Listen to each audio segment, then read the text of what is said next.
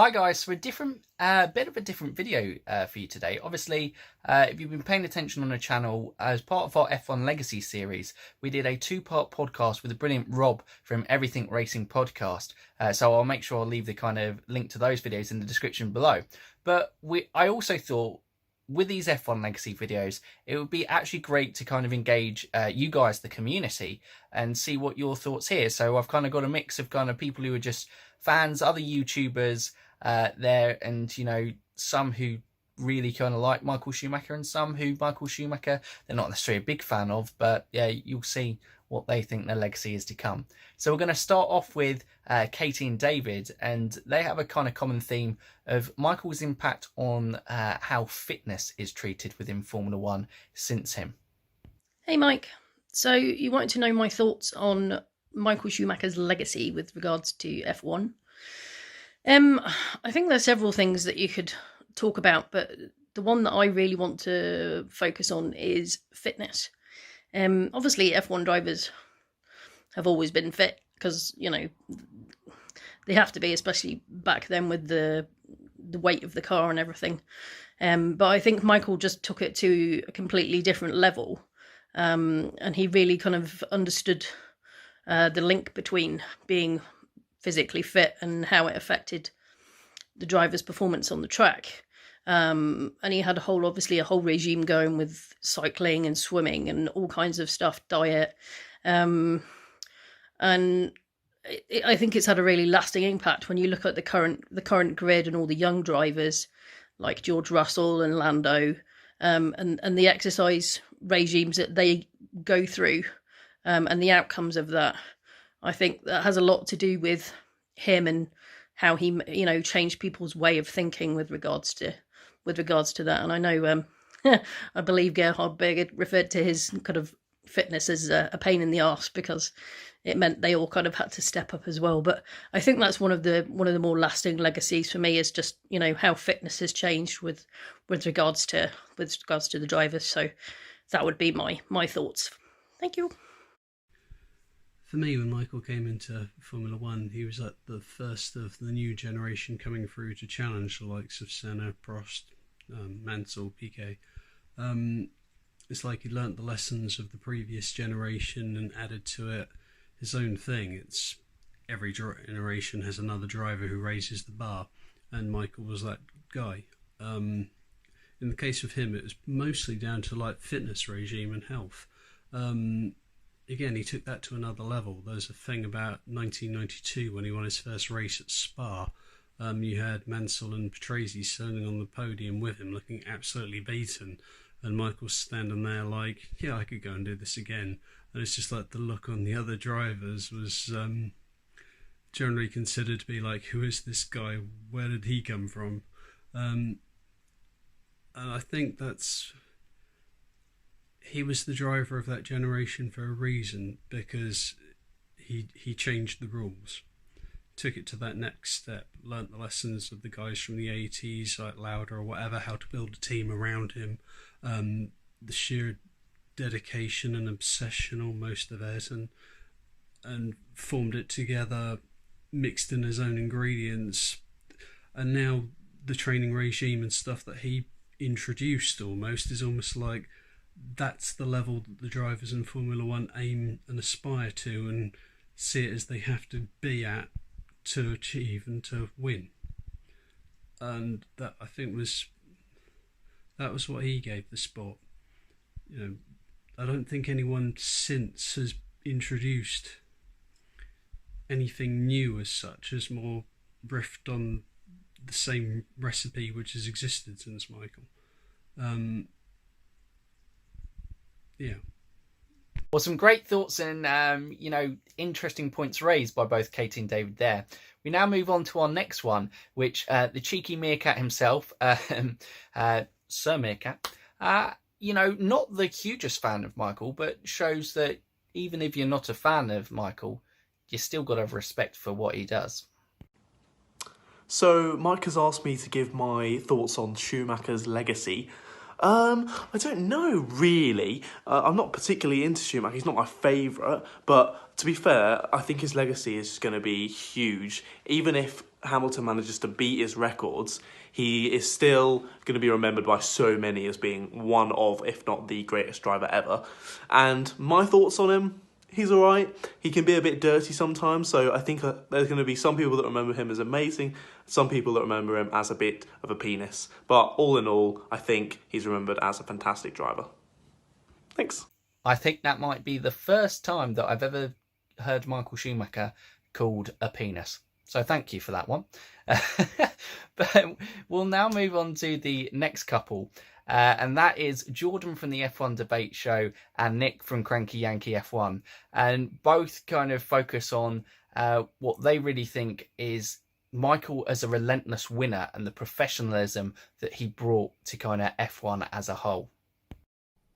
Schumacher's legacy in Formula One will be something that a lot of younger drivers and drivers coming through the ranks will look up to more than anyone. His approach to a race weekend, how to prepare for a race fitness wise, looking at certain amounts of data, having the right setup, having the right team around him.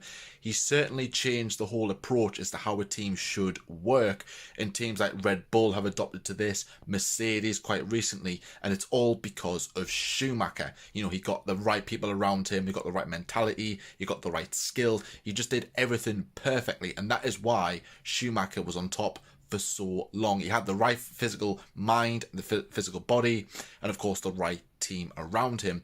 Even though we are having drivers who are coming into F1 who didn't know Schumacher well, who didn't watch him race, but you know, a lot of people will tell them stories as to how he approached the race weekends, how he drove, and just how he did everything so perfectly as well. And that's why he is a living legend, and that is of course why one of the reasons why he won 7 world titles. Even if Hamilton does beat that, everyone will still remember how Schumacher pretty much annihilated the entire competition.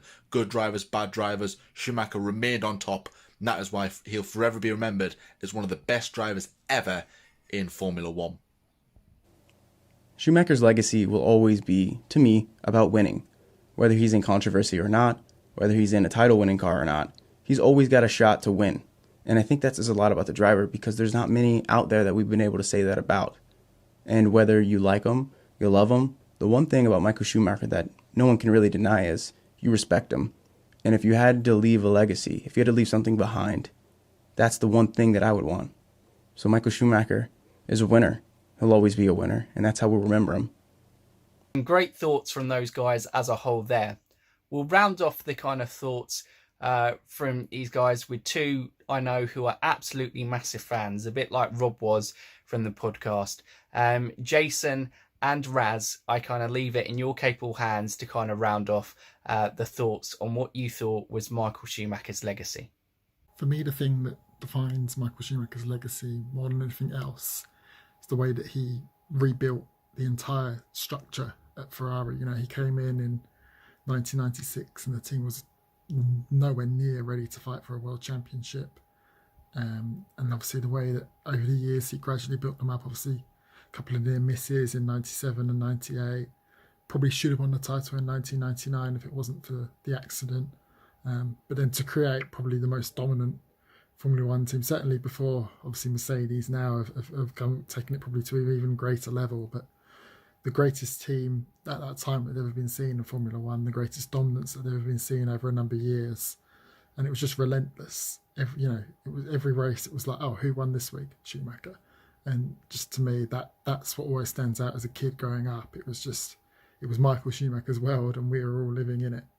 Thank you, Mike, for letting me give you my opinion on the legacy that Michael Schumacher has brought to Formula One. Well, I'm nearly 36 years old now, and for me, Michael Schumacher has been the first driver that I ever got to support 5 championships with Ferrari. That is unprecedented, and that was unprecedented rather. and I don't think it's going to be repeated ever. Certainly not by a German driver. I think that is the success that Michael Schumacher had with Ferrari. Is a problem even now, because like Sebastian Vettel is desperate to win a championship with Ferrari, although that's not going to happen now. But I think what they have achieved together is only battered by the current Constructors' World Champions, which is Mercedes and Lewis Hamilton. Incidentally, Michael Schumacher, I believe, started all this in terms of he had a massive part to play in the success that Mercedes and Lewis Hamilton are enjoying currently. And but coming back to your question, what legacy does Michael Schumacher leave in Formula One? I think he is one, or if not the best driver of all times. Thank you very much for both of you there, and thank you very much for everyone who kind of contributed to making these videos. I'm gonna, hopefully try and get a few more of these kind of involving. Let know in the comments below whether you enjoyed it. But I think that is really, you heard my thoughts on Michael's legacy. But whatever you think of Michael, you have to respect him, as he is one of the greatest drivers to have graced the sport of F1, and F1 certainly was a better place for having Michael Schumacher compete and drive within it. So I hope you've enjoyed today's video, guys. But let us know what your thoughts are on Michael Schumacher's legacy down below. It would be great to hear from you. But for now, you F1 fans, keep racing.